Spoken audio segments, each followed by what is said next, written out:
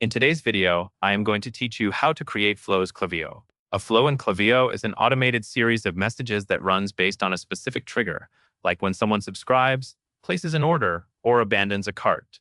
Using a template is the fastest way to get started because it gives you a proven structure that you can adjust later.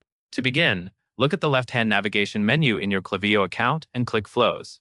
This takes you to the Flows dashboard where you can see any automations you already have, along with options to build new ones.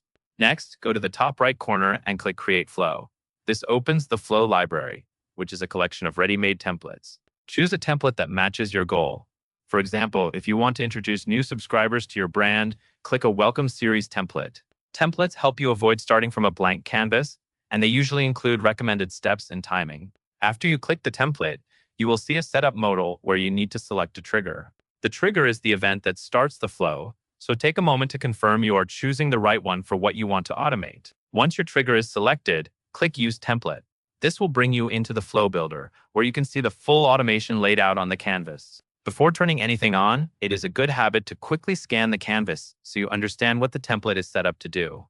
You can always customize messages and timing later, but for now you are focused on getting the flow created and activated. When you are ready to enable the flow, go to the top right of the canvas and click Review and turn on. A status option will appear. Select Live from the dropdown. Setting a flow to live means it is active and will begin enrolling people who meet the trigger conditions. To finish, click Update Status again to confirm and save. That final confirmation is important because it officially applies the live status, and that is all there is to it.